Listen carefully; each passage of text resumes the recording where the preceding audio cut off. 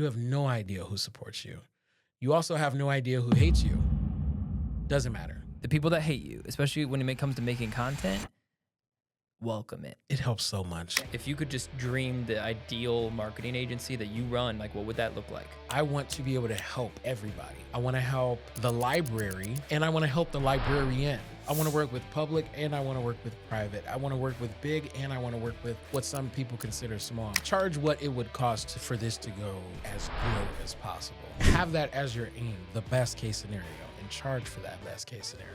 That's a business. Charge it. A liar is the only non-negotiable where you cannot be around me, you can't work for me, you can't be in my home, you can't ride in the car with me. You don't live in reality, you bend reality.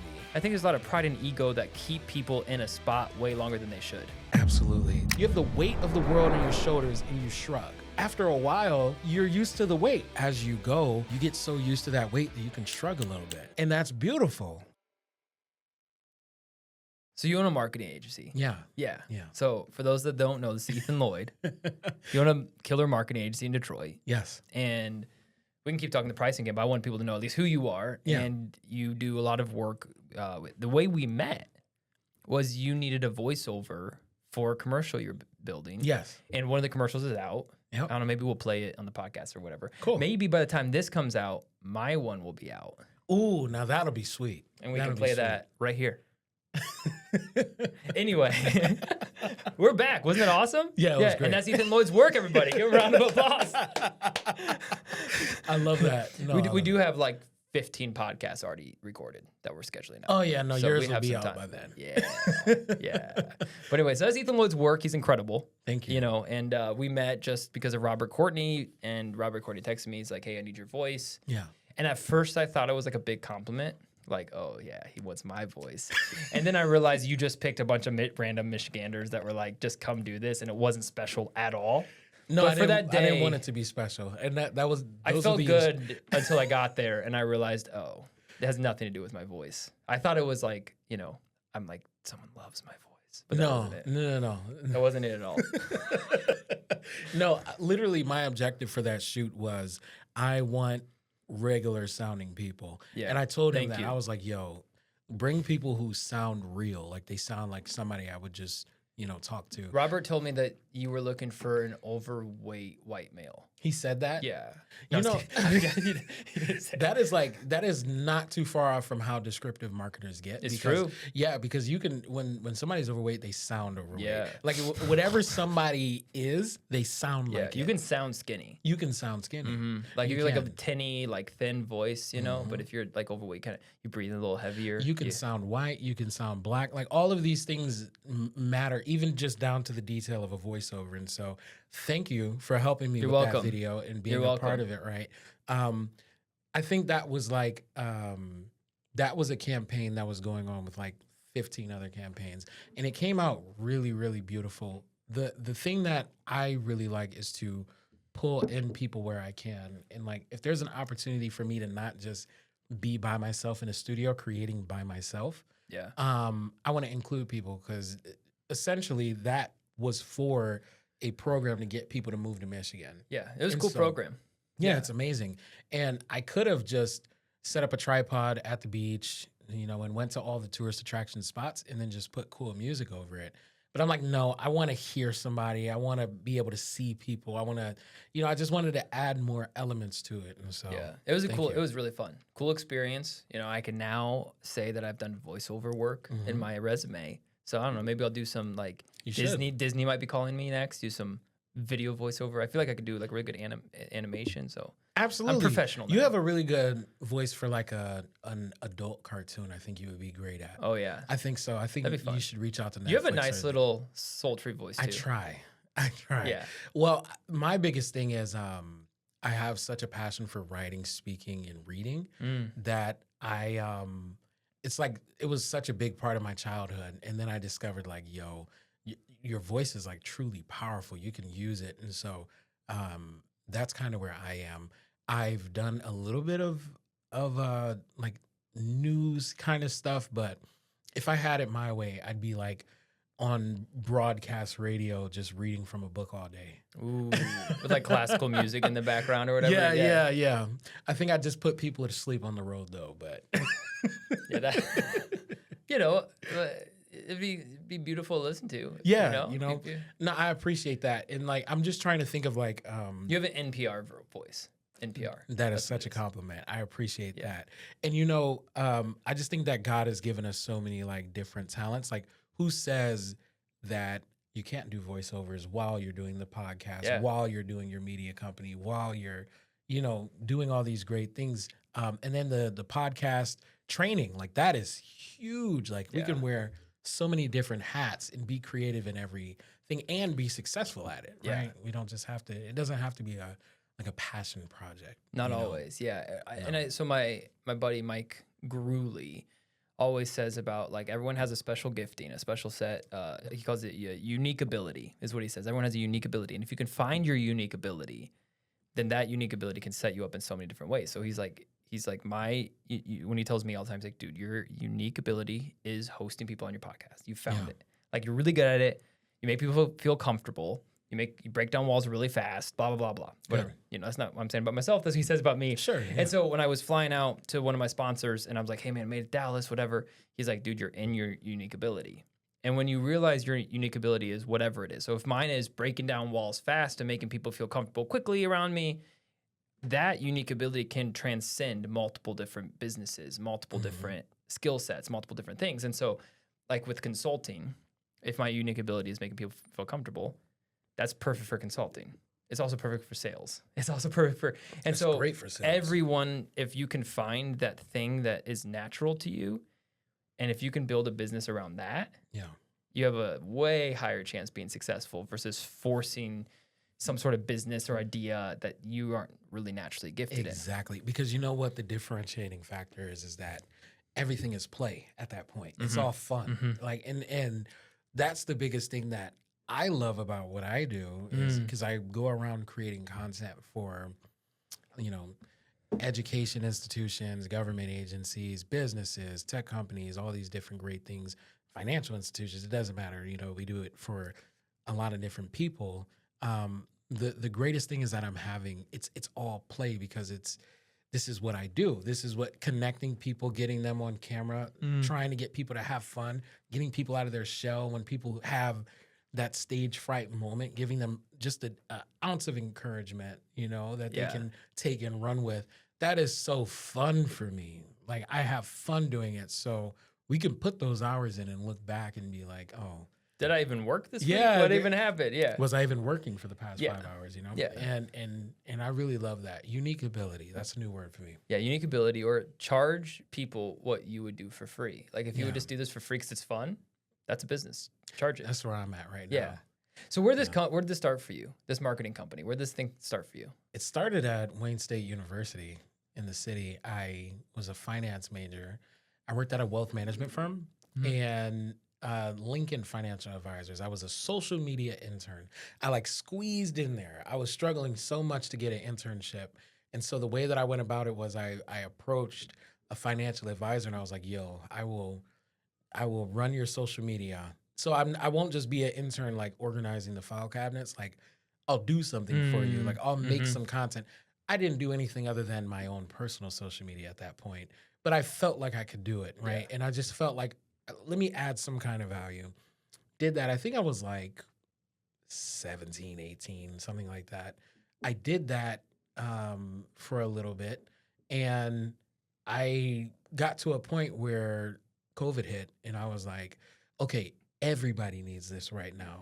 And because I saw how when COVID hit, I saw the shift in how important my role was within just that little internship where they might have been paying me like $250 a month. Like nothing. Yeah. Like I was at Taco Bell. Yeah, right. You know what I'm saying? Yeah. But I was happy. I was grateful. I was working. And I did that for a little while. And there was just an epiphany that happened somewhere along the line of COVID. And I said, everybody needs this right now. And right now it feels like I'm the only one realizing it around me. Like that everybody needs to push digitally from now on, and that this will be the forefront of any marketing, any good marketing strategy. Moving forward, right? Moving forward. And I saw TV become less important. I saw print media become less important. And I'm just seeing all this happen, and I'm in this space, and I just say, you know what? Screw it. Wayne State will be here if this doesn't work out. I'm in my sophomore year of college. I say, let's launch this thing. So I launched my agency from my apartment in Corktown, and I just started knocking on doors. I was like, yo, I'd go to nonprofits. I targeted very small businesses, not small businesses, very small businesses. Right. I went to friends and family who didn't even have businesses. They just had ideas. I approached people with ideas, and I said, yo, I feel like at that point I still was charging like $250 a month. Something crazy like that. And I just approached them like, yo, it wasn't even the craziest pitch. Like, yeah, I'll run your social media. I was just like a task manager. Like, I'll just do it for you because somebody has to do it. I'll just do it. That was my value add at the time. Fast forward, worked with a nonprofit in Highland Park called Avalon Village. And Mama Shu is her name. She is a lady who owns 45 plus, at the time, it's more now, I'm sure, 45 plus properties in her neighborhood. She owns and she bought her block. The reason why she bought it was because both of her sons were killed on that block. So one was killed in a hit and run accident. I believe he was like 6 years old. The other was shot to death in front of her house. And it was horrible, right? And I'm learning this like in real time. My friend introduced me to her, and she's telling me her story. She bought her entire block to make it a safe eco-village for the community, right? So the kids there could be safe. She put solar panels on top of everything. She used shipping crates to open up businesses. She put a STEM lab inside of there. She repurposed shipping containers, purchased all the lots in the area so that it could be like this vibrant place. There's a homework house there. There was a marketplace there. It still is. It's beautiful. Told her story because this was the first time I was like, yo, I got a story to tell. And there's a real client. Like, and this is like real, like this is something real going on. I didn't go the traditional media approach of a sob story. I leaned more into the fact that she was a boss and that this horrible thing happened, but she was triumphant over it and she overcame it. Long story short, I posted about it. We did a couple memes. We did a couple fun, trendy dances. We had fun, right? We had fun telling this, what started out to be a sad story. Right. 30 million views organically. Dang. 30 million. I think I'm 19 years old at the time. 30 million views. That made the city of Detroit government, the mayor's office, catch wind of me. That made the news networks catch wind of me. That made every other marketing beast at the time be like, who is this guy, right? Fast forward a little bit, I started working for the city of Detroit as the citywide social media manager. Okay. I think I'm 20 or 21 or something like that. So I am in charge of @City of Detroit on all social media platforms. That's me. I'm in charge of that. I had a team of 30. Not only did I have a team of 30 creatives who were all twice my age, honestly. Right. I also had access to 30 different departments. Sure. Detroit Police Department, Detroit Fire Department. And you were in charge of all that posting. All of that. All of their like messaging and visioning and like the direction that they're supposed to go. 20 million views for the city of Detroit while I was there. I had too much fun over there. I had so much access and I was so young that I just went after everything. We covered every event. We tried to make every connection. We had so much fun. A post went viral and the city of Windsor got in on the joke. And so from there, I felt like they were established and that they had everything they needed. In, I think, 10 months' time, I got them from 50,000 to 150,000 followers on Instagram. So I got them 100,000 followers. Yeah, right. And I felt good about it. I worked with the mayor's office. I worked a little bit with the mayor directly, a lot with his like chief of staff and all of the everybody on the cabinet. So all the directors of all those departments worked a lot with them. Right, 20 years old, 21, something like that. And then after that, it was just over with. It was just the sky was the limit. I stepped back on my own because I did that like working for them. I stepped back on my own. I just kind of was just like, okay, agency was on pause. Let's press play. And at the same time, I was working on Hill Harper, the actor's Senate campaign for Michigan, ran his social media, and I ran a great event thrown almost weekly called Black Tech Saturdays. They're kind of taking over all over. I'm familiar. Yeah. Got in there when they only had like a couple hundred people there, and then helped scale it to now they have thousands of people there. It was really beautiful, just everything that they have going there.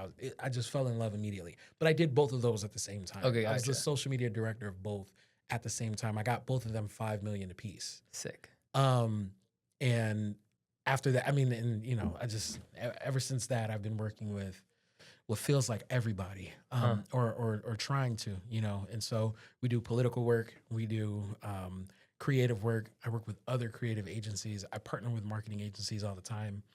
And really big on education right now. And so, yeah, I'm having a ball out here, but I'm really trying to help. And my biggest thing is I want people to be, I can do it for a person, place, or a thing. If it's a noun, I can market it.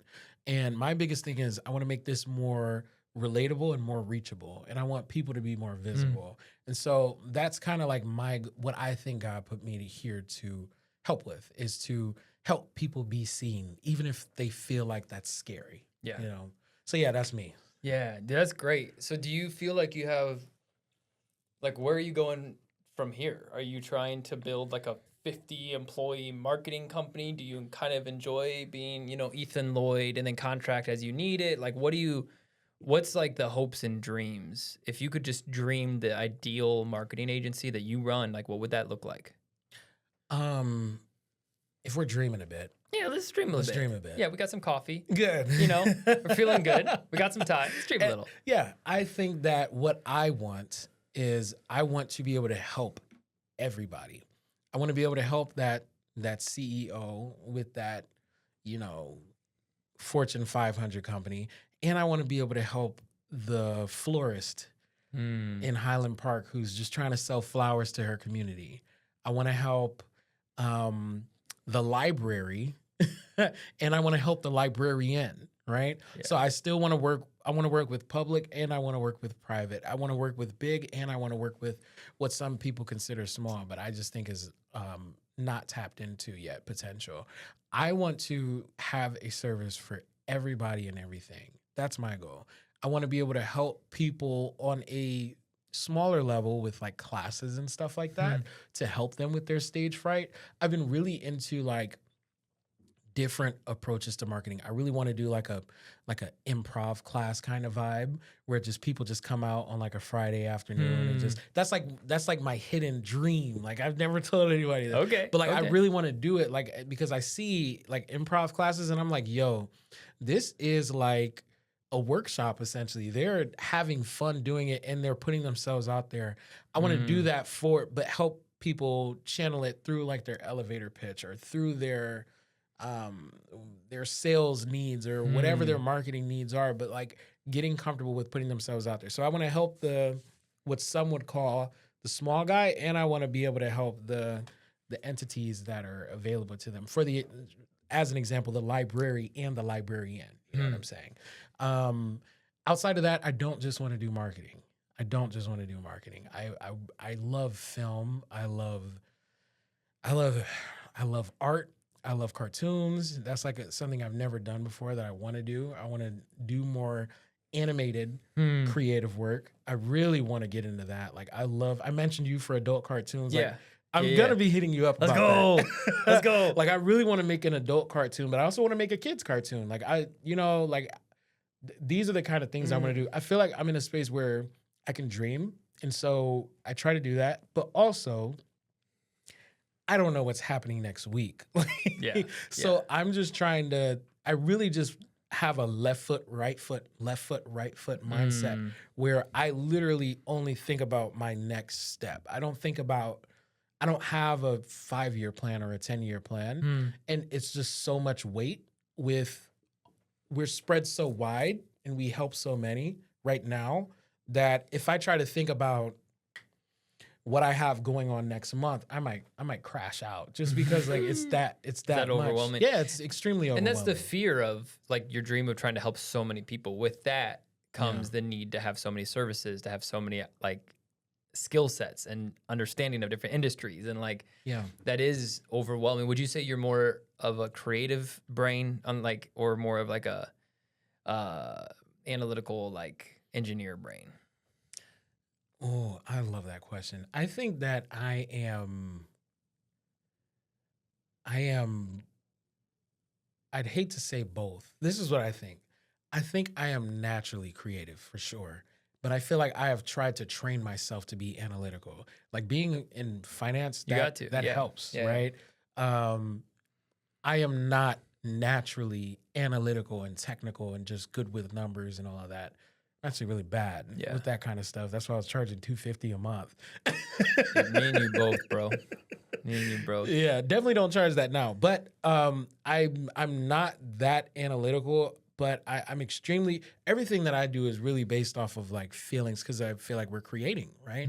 And so I'm always chasing like you're definitely creative. Moment. You're definitely creative. Yeah. Because when I say a creative, because you have a creative, you have integrators, you have visionaries, you have engineers, and more analytical brains, and there's skill sets for all of them. A creative, when it generally follows feeling, emotion, and passion. Okay. And you know, uses their gut to be like, no, this feels like they use that a lot. Visionary. So I'd be more of a visionary. Well, I actually like the 5-year plans. So I want the big picture. I like planning the big picture. I like saying, okay, we're 100,000. How do I get to $1 million in 3 years? And then I'm like, if my goal is to be a $10 million company, I need to work backwards from 5 years to now and how we get there every step. Like that's what I enjoy. And I've learned that about myself. And then you have integrators. So those are the people that actually do the work. So they don't want to worry about the creative they want to show up and be told. They don't want to find clients.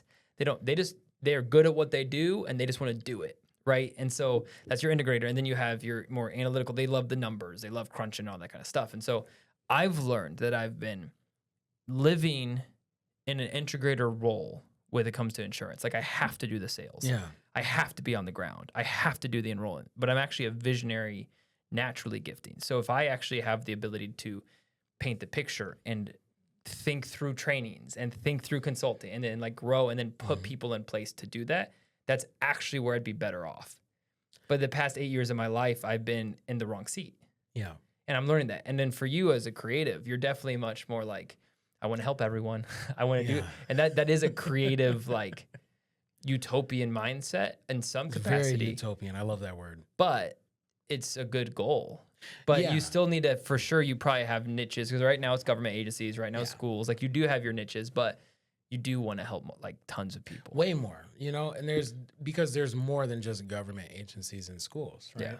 Yeah. And so here's my thing. I am just such a daydreamer that throughout the day I get like glimpses into what I want my future to be. Like I'll be in a moment and I'll just have this like overwhelming feeling of like, ooh, like I would love it if my life was like this. Yeah. And I just take note of it whenever I have that feeling. And so it's not like I don't do a vision board, or I don't have like I'm not the kind of guy that can just write out a plan.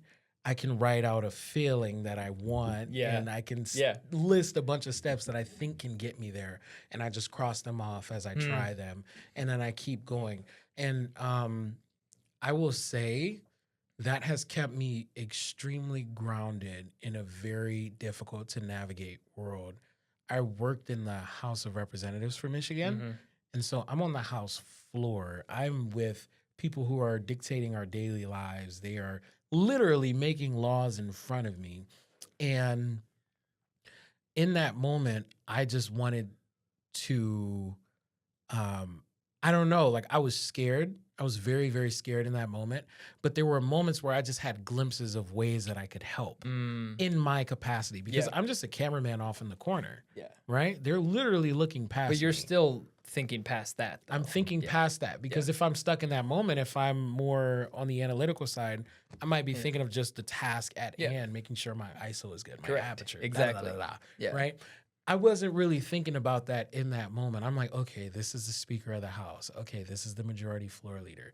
This is who influenced them. This person knows this person. Oh, okay, interesting. All right, that person just rolled their eyes at me. Interesting. Yeah, all right. okay, all right. And so like I'm just soaking it all in. And then I had these moments where I'm like, okay, I am in a room right now where none of my loved ones will probably ever be in their life for the most part. Sure.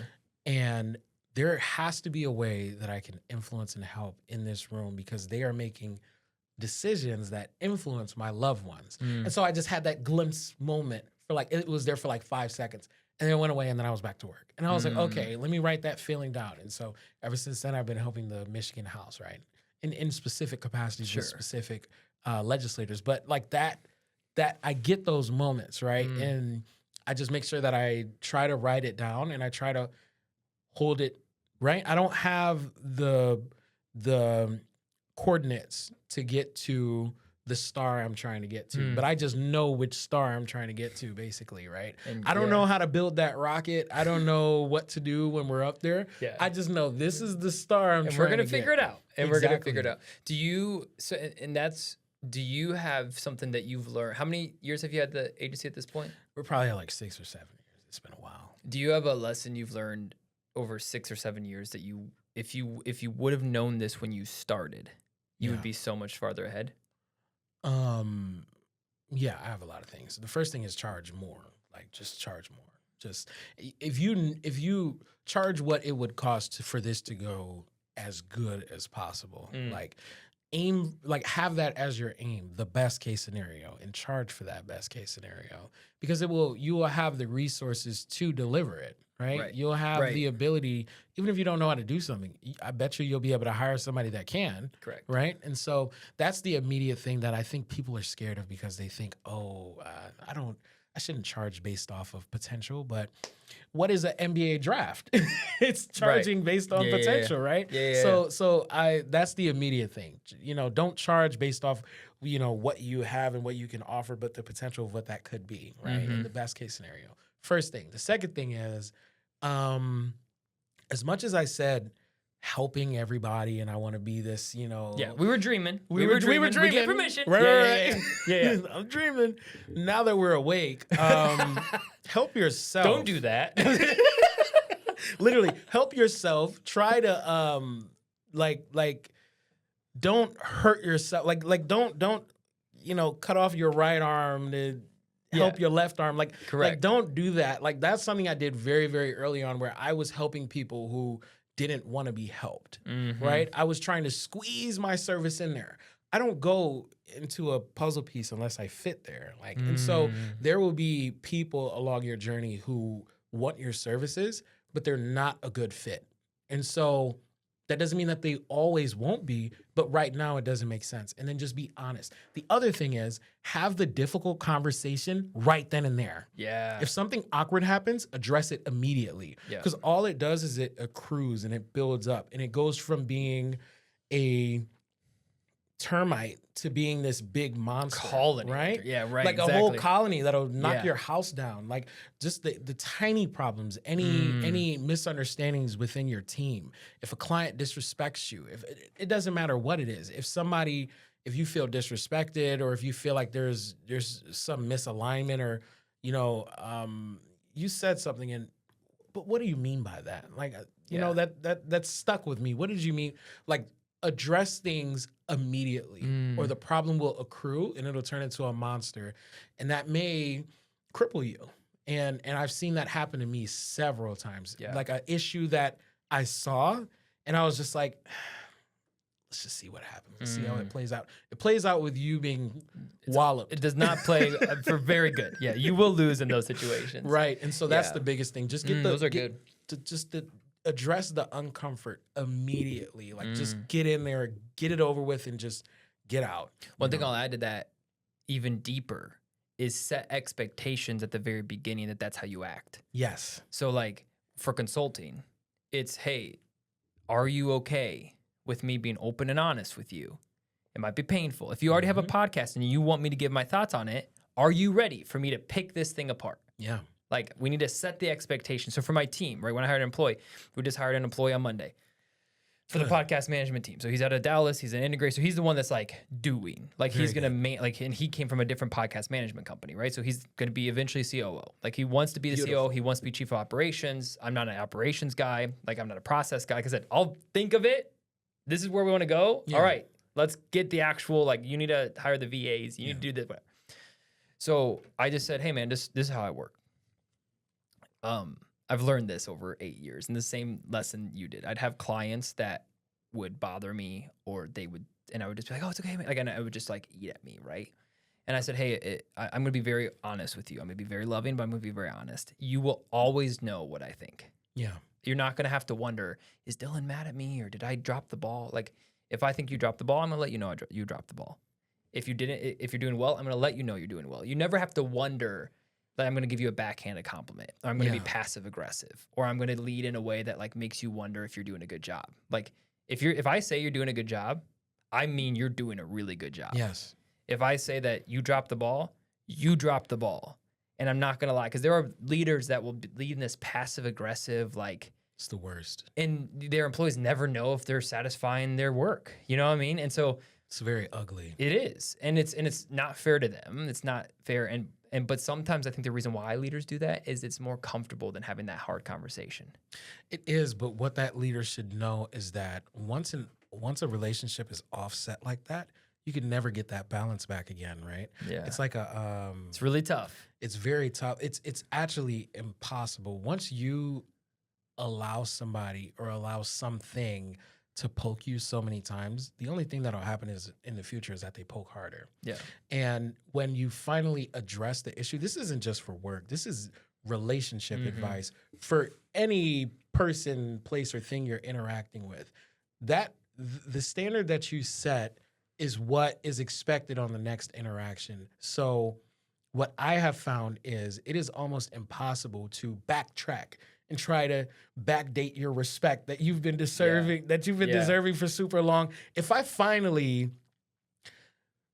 check somebody for something that they've been doing for 2-3 months, they're not like, oh, okay, Ethan, finally, all right, Ethan, I see you. Yeah, good for you. No, that's not it. It's like, oh, look at you, big tough guy. You finally, Oh, you think you got something? Yeah. And so, all right, now we're in competition. Now it's like, now we're and some people like that energy. Some people like that hostility. Some people professionally prefer it. Yeah. I don't. I find it very invaluable. Let's set the standard immediately so that we don't have to have this little toxic game that we're playing where we're dancing around each other passive aggressively. Yeah, it's not fun. It's not healthy team environments. My buddy Ken Bogard wrote a book called No Honesty, and it's spelled. I have the copy of my book, but it's KNOW. Like I'm gonna know honesty, but also the NO is highlighted like there's no honesty. Got you. And so double he teaches entendre. Right, and he should be a rapper, and and he just teaches teams the power of not doing what you're just talking about, and how actually by being honest and loving, but like what he does is he has like a contract that he makes everyone sign. Yeah, it's like it's an open and honesty contract. We'll basically say like, if you work with me, I'm going to be open and honest, going to tell you how I think and feel, and you're going to do the same. And if you're not willing to do that, you're not going to be honest with me about my leadership style. You're not going to be honest with me what you like. Vice versa, and we're going to do it in a loving, respectful way. You can't work here. I'm stealing that. Yeah, I'm stealing. But he makes them sign. It's like a real actual like contract. Yeah. I'm stealing that. And so, yeah, right. And so if they break the contract, like if they all of a sudden go behind his back, that's a fireable offense, because you actually like, you created a contract that said, this is how we act in this company. Yeah. And if all of a sudden you're not acting in a way that you said you would act, like that's not how we do things here, versus just saying, this is our company culture. We have this culture, but like, no, this is actually like, we're both signing this saying we're going to act in this way. We're going to do this. And all of a sudden, if you have someone in your team that's just a nasty person, they're not living up to what they said they would. For my life, a liar is the only non-negotiable, where no matter who you are or how important you are to me, if you lie, if you are a liar, meaning that's what you do, you cannot be around me. You can't work for me. You can't be in my home. You can't ride in the car with me. And the reason is that you don't live in reality. You bend reality. so that it benefits Fits you. you. Yeah. And the issue is that reality, you can't trust them. you can't trust them, but reality always snaps back. It's like you're pulling a rubber band for your benefit, and then it snaps and pops you. I don't want to be around when that rubber band pops you. I don't want to be there when the reality will come crashing down. And it will, right? So if I am constantly, for example, if my gas gauge is saying I got, and I'm using this example because I need to get gas after this. I think I do too, actually. Yeah, my gas gauge, if it says 100 miles left, and I say, well, I'm not worried about that. It's really like 350. I got a full tank. Right. And I keep driving, and then it gets down to 25 miles left. I say, okay, we're at about 150. And I keep driving. That does not change the fact that reality is about to snap back at me. Lying to yourself does not change reality. Exactly. And the car will be broke down on the side of the road. I don't want to be with you for that moment when you created this scenario for yourself out of comfort. Your comfort drove you to the worst case possible scenario. Yeah. And that's why I can't. It's just not beneficial. It's horrible for business.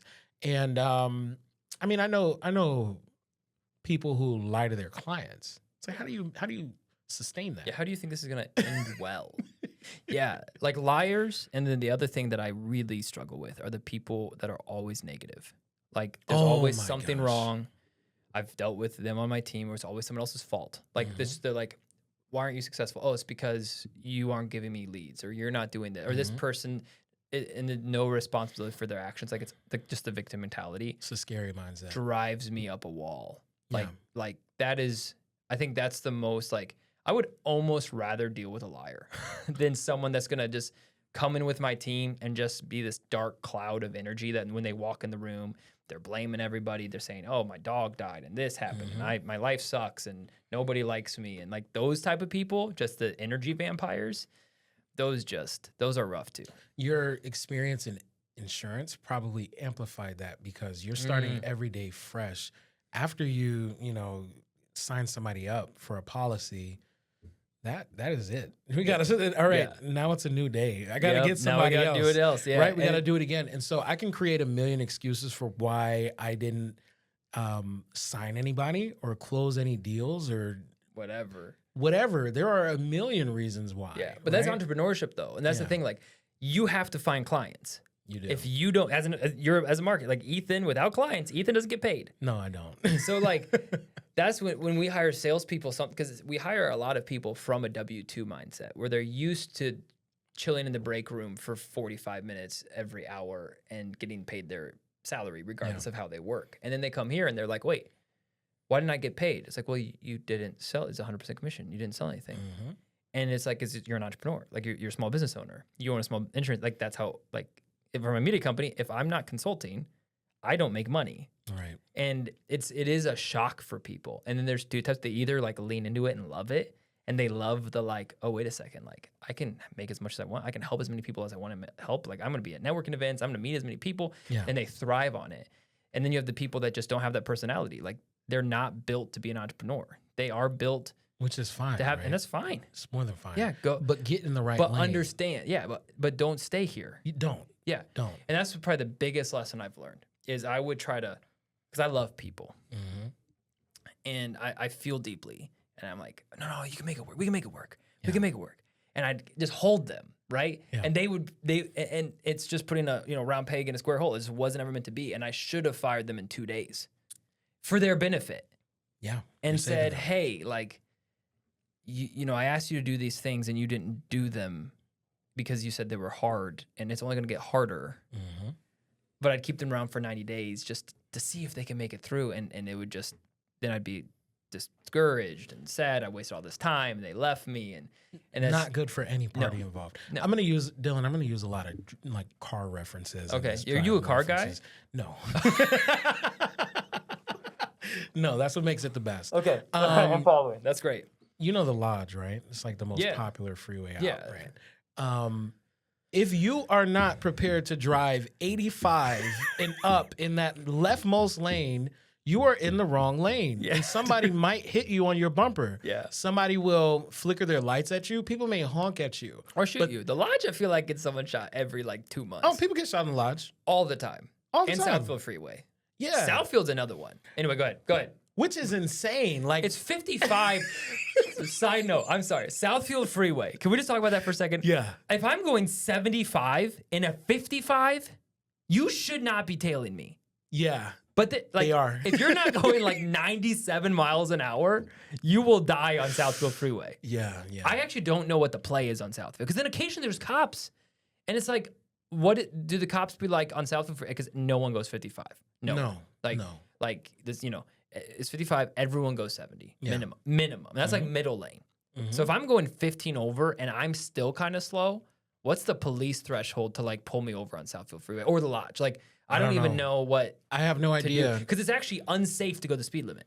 Yeah, like, I was going to say, probably going to die. 55 will get you killed. Yes. If you go 55, it'll get you You killed. will die on the Lodge or Southfield Freeway. I bring all this up to say this. back to No, the point. that's good. This is all good context. I was like, it pisses me off. So leftmost lane, 85 and up. Yeah. Rightmost lane, 60, 65, yeah, right? yeah, but yeah. the signs say 55. Yeah. That 55 will get you killed. Yeah. Sometimes you got to ignore those signs, right? I bring all this up to say this. Sometimes people need to get in the right lane for them. Sometimes certain paths, life paths, are too fast or too slow for them. You need to get out of that lane before you get killed. Yep.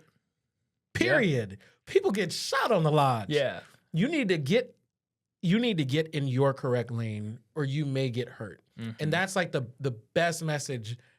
Yeah. Like my maybe best you driving shouldn't be an entrepreneur. Like, if you may not need to be in sales. You might not be able to handle it. You like may if not you're be on able to handle 19 antidepressants because your life is so stressful with your business, maybe that's not the career for you. Like Exactly. maybe you weren't built to handle that, and actually your life would be so much better if you had a stable job with a stable pay. You get to go home with your kids every night, and that's actually what your life should look like. And on the flip side, maybe 9 to 5 isn't for me. Maybe if I need to take 3 Adderalls to get through my accounting work, to balance my book sheet, if I need that to do it, it may not be for me. Maybe I need something a little more fluid. Maybe I need something a little more creative. Yes. And so people are in the wrong life path on both sides. There's so much fear because it's fear of the unknown. Because we're entrepreneurs. We've tasted the stress of money not coming in, money coming in. Some good months. Some months I'm like, well, that's we are screwed. Yeah. And as you get older, you can handle more stress and you can do, and like for me, like now I'm managing 4 companies. Yeah. That's stressful. But like when I started Aflac in 2018 and Aflac was my only thing, I was stressed with this little thing now. Like now it's like, that's it. I was stressed over those things, but you learn and grow. Whereas other people have started companies, and it's not a bad thing to say it's not for me. Like, it's not like you failed. Like, I tell my wife all the time, like, if in 10 years, so I've given myself 10 years to make it successful at Aflac, 10 years, if I'm 35 and all these businesses have crumbled, I'm not a failure. No. I'm like, I gave it my best shot. I put my best foot forward. And you know what? The skill sets that I've learned throughout all these things are going to transfer me to my next job. Yeah. It's going to be able to and so that's how I view it. And so if you are someone in 9 to 5 and you're struggling and you try entrepreneurship and then you fail, it's okay. Go back. It's more than fine. Yeah. I think there's a lot of pride and ego that keep people in a spot way longer than they should. Absolutely. What you said reminds me of something, and it may take me a second to fully explain the thought. But I remember I used to be a really big reader. I don't read as much now, just with like my time. I need to set time aside to do it again. But there was a book that I read by a philosopher called Ayn Rand, who's not really a super popular philosopher. She's kind of like, she's a little dark. I think she's from like the 60s or like 50s, if I'm not mistaken. She had a book called Atlas Shrugged. And to your point, Atlas in mythology is the entity, the deity that has the world on his shoulders. To say, I don't even remember what the book was about. It was about like a businessman or something. That is the most like profound title I've ever heard. Atlas Shrugged. You have the weight of the world on your shoulders and you shrug. Yeah. So that is what I think after a while, you're used to the weight and you can shrug while you're bearing that heavy load, right? And so I just think about that every now and then when I feel overwhelmed as you go, you get so used to that weight that you can shrug a little bit, right? Yeah, You can do a couple correct. shoulder It's like presses it with the is. world on your shoulders, Yeah. you know? And that's beautiful. I think that's beautiful. And I Yeah. think that's like, that ties into what you're saying. It's like is with yeah. boxing too. Like he's like, hey, the first time you ever went boxing, dude, you threw 3 punches, you're out of breath. Oh, yeah. And now all of a sudden, Now I can throw 6 punches. exactly, we're done. That's 100% increase, brother. You're killing it. Yeah. You know, but that's the point. Like you went through adversity, you were sore, whatever, and then you got better. But eventually, like if you were a boxer and you did 10 different fights and you got knocked out in the first round every fight, and you're starting to have brain damage, maybe boxing's not the career path. Maybe not. And so you know, I think we all kind of, if you need to take that, we can always pause. No, I need to turn my phone off. I'm sorry. Yeah, it keeps no, mine. Hey, phone break. Mine's buzzing too. I always put it on silent, and the whole time it's been. That's my apologies. Very good. See, I got my phone, and then all of a sudden, okay, cool. So yeah, I think.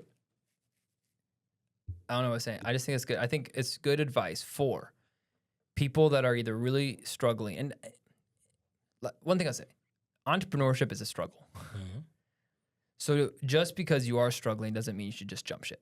Mm-hmm. That's not what we're saying. Or if you're 9 to 5, you have a hard season, we're not saying quit and be an entrepreneur. We're like, because there's a million other things. But I do think that if the coaching you're getting, people in your life that are supporting you are maybe saying, hey, this might not be for you, and you've given it a fair shot, then it's okay to try something different. You feel it in your gut. You know it. You know it. You just need the right amount of motivation to make that jump, that leap. It is like a trust fall with no parachute. And you know what I'm saying? It's like, you know it. You feel it. Like it's in your gut. If I know something, I feel it in the pit of my stomach. Yeah. Like this is wrong. This is not in alignment. Transparently, I had to end a business relationship for a very, very, very big company. Very, very, very big. The kind of company that people would be like, are you an idiot? You stopped working with who? And I had to do it because in my core, I'm like, this is not in alignment. We're not helping each other. I'm not adding value here. We're not doing, this doesn't mean in the future we won't work together, but this is not right. And so I shared why I felt that way, and they respected it and they agreed, but nobody was saying it. And when people, nobody knows this, but if people knew the company that I stopped working with, they would, not only would they flock to try to get my old business, because they do that, of course, but they would be like, you are an idiot. You have no wisdom. You are a fool. It doesn't matter. Sometimes I jump into the unknown and I do things that may seem foolish right now, but it is just at my core. I need to realign myself. I need to free myself up. And most importantly, I know this isn't my lane. It's either too fast or too slow, or it's just not right. And so I might need to get in that rightmost lane or that leftmost lane, whatever it is for me, right? You know? Yeah, and if you're not in another, like so many people, we say all the time, the grass isn't always greener, and it's true. Like if you found your lane that you're succeeding in, stay there. And then be the best in that lane you can possibly be. But sometimes, you know, because I think about myself right now, right? I'm stressed. Yeah. For sure. Like my wife is like, you have problems, and please stop starting companies, okay? Please, can we stop at 4? Please, for the next year, just do these. You know? It's like, for real, dude. She's like, I'm like, hey, I started another one. She's like, you're dumb, dude. Like, please stop. You're going to kill yourself. And, you know, so I have to be reminded, like, you know, do I want to do this? Is this my path? Like, you know, this is stressful. Like, you know, watching bank accounts go from 20 grand to $1 every time we process payroll is not fun. Like, it's not great. So like, just that is stressful. Yeah. And so trying to dictate, all right, is this good? Like, is this character building stress? Is this what's going to make me a better entrepreneur? Or is there a point that says, you know what, maybe I shouldn't own a business? And so that, like, I think I was there like 4 years ago, or 3 years ago, I was on this like precipice of like, do I want to keep doing 100% commission? Man, like that salary kind of sounds nice. But something in my, and then like, cause COVID killed us, and my wife would be like, are you sure you don't want to get a stable job? And just something in my gut, just like, I'm like, no, like I need to see this through. I need to see this through. and it doesn't sit right. And so for like the past, so about before June, when I like launched the podcast consulting company, I was like, do I quit Aflac? Do I get a stable job? Do I do this? And like this year, and everything we talked about, like, nope, don't like it. Don't like this job. Like, she's like, what about this? Would you enjoy this? I was like, no. Would you enjoy this? I was like, no. And then all of a sudden, through my insurance career, I just acquired a $500,000 team. Beautiful. Doubled income, just like that. We're gonna do over $1 million in sales. And so like this, like starting September 4th. So by the time this podcast, and that's the first time in 7.5 years in this company that I was able to like grow like that and get agents on my team just like that.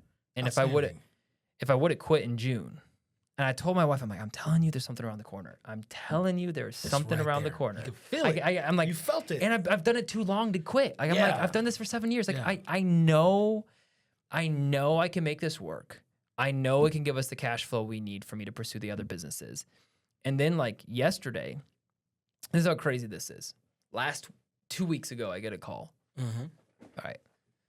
From this guy named Bob Shenfield. Coach Bob, shout out Coach Bob. He owns a company called the Visionary Forum, where basically it's like a Alcoholics Anonymous for visionaries, right? Mm-hmm. You have a bunch of people that like have a bunch of ideas and whatever, and they don't know how to actually get traction. It's a group that meets once a month on Zoom and like has speakers. It's awesome. So he has Visionary Forum. Yeah, I'll get Coach Bob's sick. Yeah, no, he does a really good job. He calls me. And he's like, so this whole insurance stuff's happening. So like we're acquiring the team, like this kind of stuff. It's not happening until September 4th, right? So it still hasn't even happened yet. I haven't seen an income boost or anything, right? Meanwhile, I'm trying to build this podcasting thing out, and we already have the video editing company. Mm-hmm. So we're managing clients, managing services, but like I'm not taking income from that because I have equity. So we're just building cash flowing through that business, but England family doesn't see that. And then I'm getting less in Aflac because I'm not spending as much time in Aflac as I have the other business. You know, I'm just gonna have the podcast, right? So he calls me. He's like, "Hey, man, there's this kid. He's an older guy, so he calls everyone a kid, right? Right. Yeah, we're kids." He's like, "There's this kid in Texas, and I was just on his podcast, and he's looking for a job in podcasting, like in a podcast management company, and he just was working for a podcast management company, and his internship ended." And that company didn't have enough funds to bring him on full time, but they wanted to. He passed the internship, but they didn't have enough funds to take him from intern to like full time salary. Are you hired and like interested in hiring like an integrator or someone that like? I'm like, well, this is a baby company. We do have revenue, not tons of revenue, but we do have clients. Like I do have clients. Mm-hmm. I could maybe make something work. We could figure something out. Yeah. Let me talk to him. Let me talk to the kid. Hear him out. Yeah. And we hop on a Zoom call. And 4 days later, I hired him. Wow. And I called through all his references. One of his references happened to live in Michigan that I just golfed with yesterday. And that reference is going to be a massive, because this reference has a podcast. He owns a construction company. He's doing what I'm preaching on using podcasts for lead generation. And he's the perfect client. And I was able to yesterday break down my whole business model for this guy, and he gave me tons of advice, but I shouldn't even know this guy existed. And it was through this other guy that I just hired through this and like, that's how sometimes persistency works. Like sometimes it just takes you to get through the slog and it will work out. Yeah. And so now just like that, like, you know, we're growing, Cannon is his name. He's killing it in Texas, building out a lot of systems for us. And then, but if I would have quit in June, I just keep on thinking if I would have just like quit all of this in June, because it was like too much, right? And we had a kid born in May. Oh man. So that was kind of also the like second kid. 4 businesses. Building all of them at the same time. Yeah, yeah. Is this wise, right? Health issues, whatever. And if I would have quit in June, like I just think of like, what would I? Yeah, cool. I go make $120K as some insurance, whatever. You know what I think?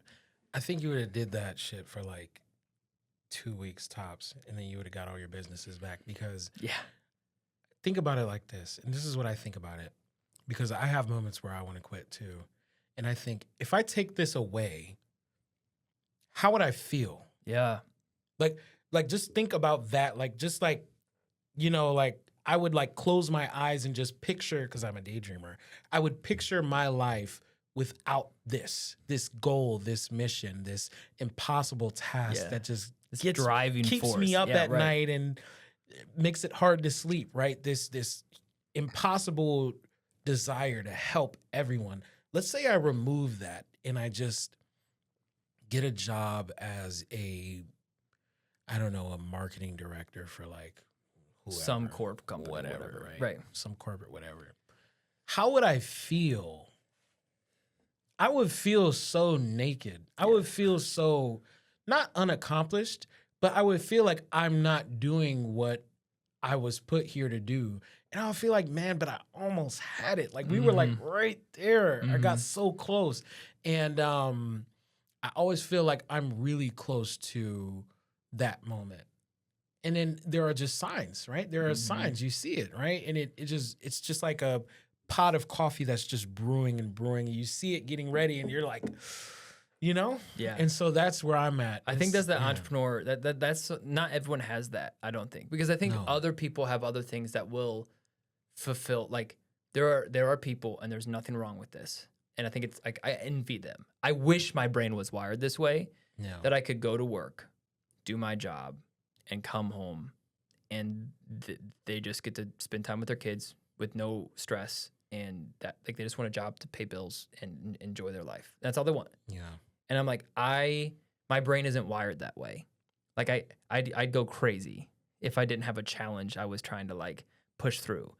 And especially with the career paths that are available to me, like I don't think any of them would like, I just like, I want to build something, you know? And so like that is for me what is like keeping me on the hunt. And then you said there are signs like so like the other weird thing is like, so I'm a Christian, Cannon's a Christian in Texas. I go to Dallas because of Parlor. He's moving to Dallas. And then like he was in, like, I shouldn't even know this kid. And then John, who's here in Michigan, I shouldn't even know any of these people exist. And then one phone call from Bob, all of a sudden I'm like, new world's open. Exactly. And then it's just like, all right, okay, Lord, all right, let's go. All right, you know. Let me tell you, I remember sitting in my bed and just like, I think I was like scrolling on TikTok or something, and a random number calls me, and it's somebody that was running for, like, and I didn't have work at the time. A campaign just ended, so I'm just kind of in this like waiting energy, right? Yeah. And you know, I did my work for the day, and I'm just scrolling on TikTok, and I'm just thinking like, oh my goodness, is this gonna work? What's going on? Da da da da. You know, the doubt creeps in. I'm scrolling on TikTok, and I see a random number call me. I won't say what the area code is, but this person was running for mayor of their city. And they were like, yo, we need you. I need your help. And we had a beautiful conversation. They said, I've been watching you. Your work is phenomenal. And you don't know who is supporting you. You don't know how, you don't know, with this digital age we live in, you have no idea who your supporters are or how well connected they are, how powerful they are, how many funds they have, or who they know. You have no idea who supports you. And that's why you got to keep going. Yeah. Because in that moment, I said, this person is going to be the next mayor of blank.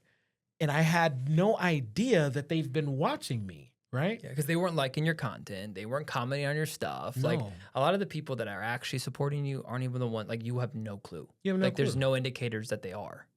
Just asking about you. Yeah. They'll ask somebody who follows you. Yeah.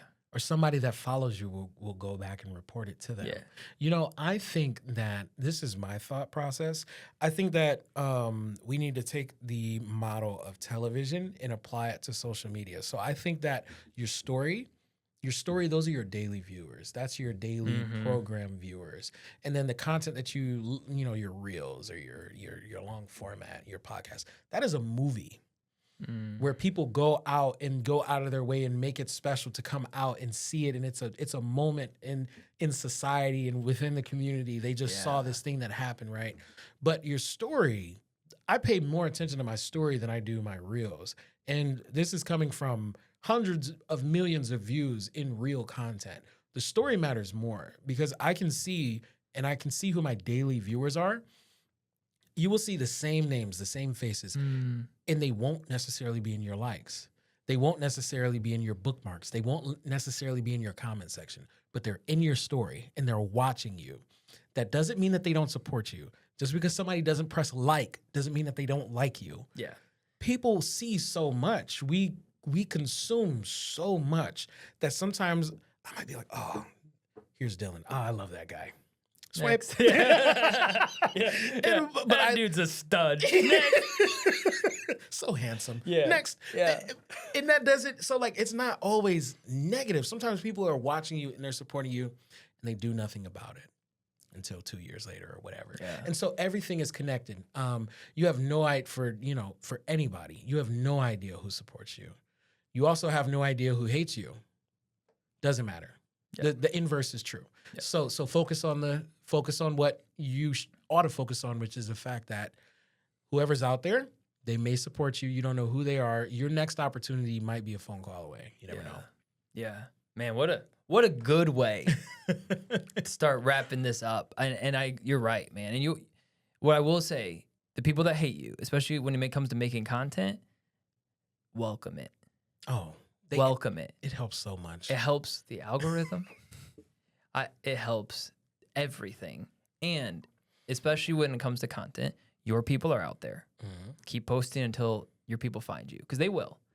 And also, I will say, a lot of times the people that like your content are going to do nothing for you in real life. So don't bank your success or who's supporting you based on how they're acting with your social profiles. Yeah. I can't tell you how many times I'll walk into networking meetings or whatever, and people are like, dude, I've been loving your LinkedIn posts and your updates on your life. And I'm like, bro, you haven't liked one of them, but they know and they're watching. And you're right. I think sometimes your story can change with one phone call. So you never know who you're going to impact. You never know who, like, first impressions matter. Be kind to everyone, because you just never know. Exactly. That's going to matter. That's why it's left foot, right foot, left foot, right foot. I'm not worried about next week. I'm just going to get this post out. I'm just going to communicate what I feel, and whatever comes from it, comes from it. And a hate comment is nothing but market research. Yes, sir. That's consumer data. You just found out what your market thinks about you. Use it. All right, yeah. Or you just found that loser in his mom's basement, and that's fine too, You're like, I don't think I want you in my target market, actually. All right? You can order that pizza in these pizza pockets if you want. Yeah, I've had some wild comments. Oh. Yeah. Oh, when I was at the city of Detroit, every day I'd get like 10 comments like, yo, whoever's running this page needs to be fired. And then the post would be like, top 10 songs from Detroit artists. Like, yo, whoever runs this page needs to die. Top 10 movies filmed in Detroit. 8 Mile. 8 Mile wasn't filmed on 8 Mile. Kill this guy. 8 Mile's not even Detroit. Eminem's not from Detroit. They would get Royal so Oak mad. Or whatever. Yeah, dude. Yeah, people get mad about everything. And in the future, and the quicker you realize that, you almost find joy in it. Mm-hmm. You almost are like, dude, like, one time, I think one of the best hate comments. I mean, I've had some visceral comments, but one of the funniest ones was I was talking about views with a YouTube consultant I had on the podcast, and we're talking about growing a channel. We were talking about how do you grow a podcast, whatever. Mm-hmm. And I was saying like, I've been grateful, had, a good amount of views, but a couple of videos go viral, blah, blah, blah. You might have one podcast that gets 30 views and the next podcast is going to get 3,000. Like, that's the point of consistency, whatever. And then somebody just comments, you look like you eat your views. Mm. And I would like, that's the funniest thing I've ever seen. That is pretty funny. Because he's like calling me fat, but also giving me a compliment because I got a lot of views. Oh, yeah. So it's like a double entendre. Like, he admitted that I got tons of views, but he wanted to also call me obese. It's all play. Yeah. So I just started dying laughing. I was like, Anna, this is the best comment. I showed my wife. She's like, oh, that's so mean. Because she hates the hate comments that I get. Oh, yeah. And when you just learn to love them. Yeah. Because that's like something like my bro would say at the lunch table. Yeah. Like, oh, you got a bunch of views. You look like you eat your views. Like, don't get emotional. Don't respond with hate, because then you're just going to encourage him to do more. A lot of times I'll be like, thanks for your feedback. You seem like an awesome dude, or something like that. And just like throw them off, and I love it. And anyway, post. I know marketing, got to post. I always give this opportunity to guests as we wrap up. So anything that you'd like to promote, anything that where can people find you? This is your opportunity to let my listeners know where to find you, and I'll make sure all the links are in the description. So, absolutely. At Ethan, ETHAN.LLO on Instagram. Everything else, it's just my name, Ethan Lloyd. If you want to see my portfolio and my work, EthanLloyd.com, LLOID.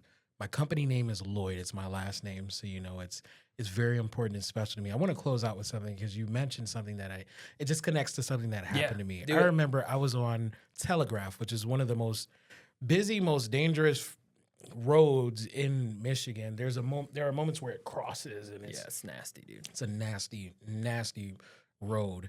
There was whoever designed that should die. Why would you cross? It makes no sense at all. And it serves no purpose because it could just keep going straight. Yeah. Doesn't make any sense. Government. Government. Yeah. I there's like the U-turn lane, and I just remember at some point, somebody honked at me for taking too long to do the U-turn or something like that, and I see it's a young lady. She pulls up right next to me. You know that awkward moment when you honk at somebody and then you meet them at the stop, right at the red light. And we meet at the red light, and she honked at me. F you, throwing up middle fingers. And all I did was I looked at her, I smiled, and I formed a heart, and I said, I love you. And it was her and her, it was a car. It was like a Toyota Camry, just full of people cussing me out. Yeah. And all of them were like, oh, I love you too. And started laughing. Like, I was like, you were about to kill me. You were about to crash into me. And then all I said was, I love you. And then it switched up everything. Exactly. And so when you see that hate, you see those comments, sometimes all people need to hear is that you love them. Yeah. And they'll be fine. Yeah. Man, what a good way to end. Ethan Lloyd, everybody. Appreciate you, bro. Absolutely. Thank you so much. And if you are in Detroit and you're a business looking for marketing, call Ethan. Let's get it. Those commercials, hopefully by the time this is out, you guys got a taste of one of them. I mean, I don't know if I'm allowed to clip one and put it in here. You are. Okay, You cool. are. All right, then we'll do that. Let's do it. And but for real, Ethan's been great. Thank you, man. Thank you for coming to the podcast. Hope you had fun. We did. Thank you for having me. You're welcome, man. All right, we'll see you guys in the next episode of the Dillon English Show. Please like, comment, subscribe, share with a friend as always. And we'll see you guys in the next one. Peace. Bye. See you, dude. Cool.